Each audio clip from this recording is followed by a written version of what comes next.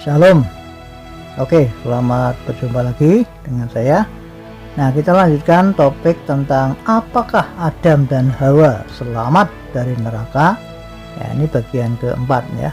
Nah, jadi sekali lagi ya, jadi karena waktu zaman itu belum ada hukum atau perintah Allah, maka meskipun orang itu membunuh orang lain atau orang itu punya istri lebih dari satu dan sebagainya lah, maka hal itu belum bisa disebut dosa, bro. Karena apa ya? Karena kan belum ada yang dilanggar gitu loh, belum ada yang dilawan ya toh?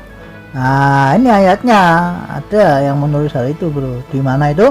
Roma 5 ayat 13. Demikian bunyi firman Allah. Sebab sebelum hukum Taurat ada, ya kan? Telah ada dosa di dunia. Ya. Tetapi, ya ini perhatikan, dosa itu tidak diperhitungkan kalau tidak ada hukum Taurat. Jelas sekali kan? Ya. Nah, jadi sekali lagi saya ulang ya, Roma 5 ayat 13 ini ya. Sebab sebelum hukum Taurat ada, telah ada dosa di dunia. Ya. Tetapi, ya ini, dosa itu tidak diperhitungkan kalau tidak ada hukum Taurat. Gitu loh. Nah, perhatikan kalimat dosa itu tidak diperhitungkan kalau tidak ada hukum Taurat. Artinya apa? Artinya ya tidak diperhitungkan tuh ya artinya tidak dianggap gitu loh, bro. Tahu ya? Itu maksudnya. Jadi kalau kita misalkan ya satu hari kita membuat kesalahan kepada teman kita atau kepada family kita, lalu kita bilang, waduh, minta maaf ya, gini nggak masalah, no problem. Nah gitu loh, maksudnya seperti itu loh, tidak diperhitungkan gitu loh. Nah, nggak masalah maksudnya gitu loh, paham ya? Lalu Yesus berkata, oh gitu ya, ya. Intinya pokoknya sebelum ada hukum Allah, maka apapun yang orang perbuat itu belum bisa disebut dosa, gitu ya Pak. Kayak Abraham, lalu Yakub dan sebagainya yang punya istri lebih dari satu orang itu ya Pak. Saya jawab, betul bro. Nah, lalu di zaman Taurat baru ada hukum Allah yang memberi aturan-aturan buat manusia hidup. Itu loh bro.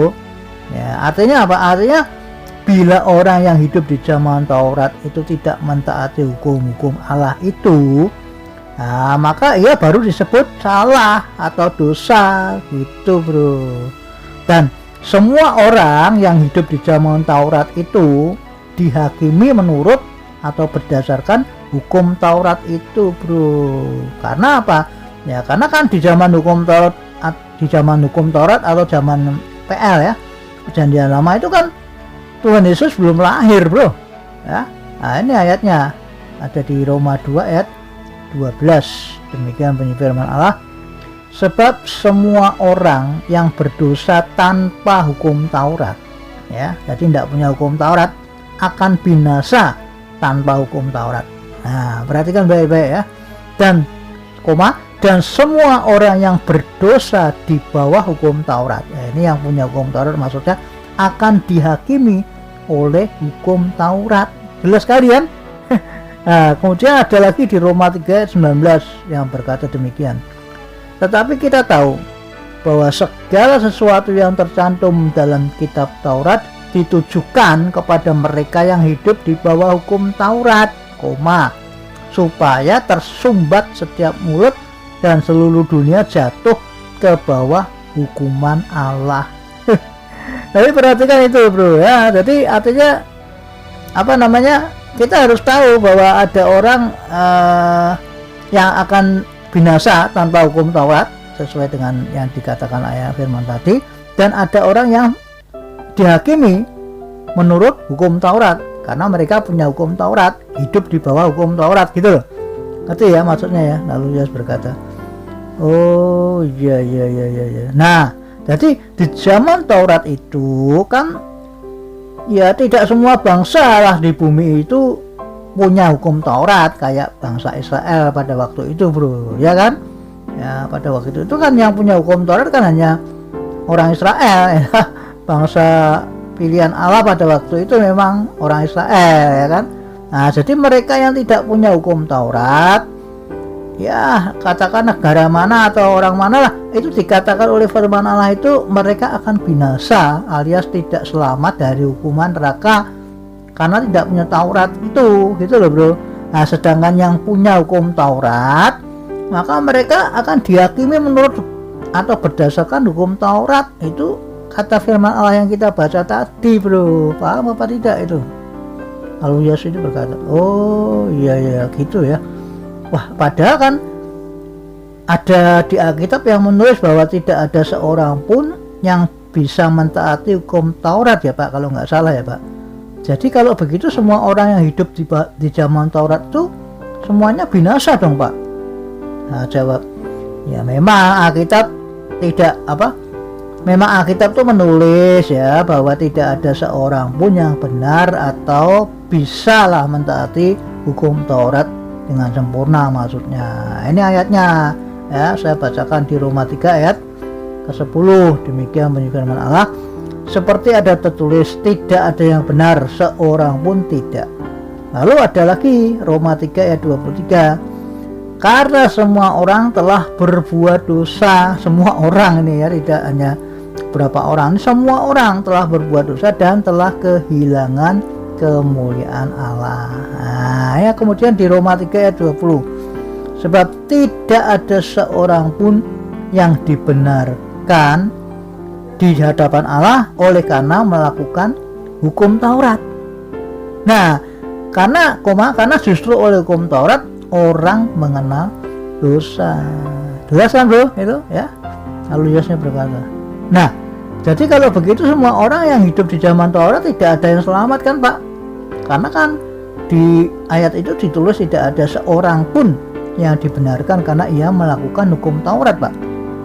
Saya jawab, iya bro, cuma kan ada kasih karunia Allah bro. Nah jadi kasih karunia Allah itulah yang dapat membuat orang-orang yang hidup di zaman Taurat itu bisa selamat bro. Ya contohnya kayak Daud ya kan, Nabi Elia ya, yang di harinya tidak mengalami kematian kan, dijemput oleh kereta kuda berapi kan, langsung naik ke surga kan. Lalu Nabi Elisa ya, yang banyak membuat mukjizat pada waktu itu ya, dan sebagainya lah ya, yang hidup di zaman Taurat itulah semua kan diselamatkan karena apa? Karena mendapat kasih karunia Allah saja bro. Paham nggak ini ya? Lalu Yesus berkata, oh gitu ya. Jadi orang-orang yang tidak mendapat kasih karunia Allah berarti mereka tidak selamat gitu Pak. Saya jawab, ya sekali lagi tentang orang-orang yang mendapat kasih karunia Allah atau tidak di zaman Taurat itu, wah saya tidak berani bilang siapa saja yang mendapat kasih karunia Allah atau tidak secara rinci bro. Saya kan hanya mencontohkan seperti Daud gitu kan, seperti Nabi Elia ya kan, yang jelas-jelas dijemput oleh kereta berapi naik surga ya, tidak mungkin masuk neraka kan, begitu maksud saya. Kalau Nabi Elisa jelas-jelas dipakai Tuhan luar biasa ya, bahkan ketika mati pun tulangnya bisa membuat mukjizat kan, begitu maksud saya. Ini contoh-contoh saya berikan itu. Nah orang-orang yang lain ya saya nggak tahu. Itu kan yang menentukan sang pemberi kasih karunia, yaitu Allah atau Bapa bro. Nah gitu, yang penting kita tahu bahwa orang-orang yang hidup di zaman Taurat itu, yang punya hukum Taurat maksudnya, yaitu orang Israel, itu akan dihakimi menurut hukum Taurat ya, kecuali orang-orang yang mendapat kasih karunia Allah itu bro. Dan yang tidak punya hukum Taurat ya, mereka binasa tanpa hukum Taurat. Hal itu sesuai kata firman Allah yang ada di Roma 2 ayat 12 itu bro, yang berkata, sebab semua orang yang berdosa tanpa hukum Taurat akan binasa tanpa hukum Taurat, dan semua orang yang berdosa di bawah hukum Taurat akan dihakimi oleh hukum Taurat. Ya gitu ya. Oke, nanti kita lanjutkan pada bagian selanjutnya, yaitu bagian kelima. Tuhan Yesus memberkati. Amin.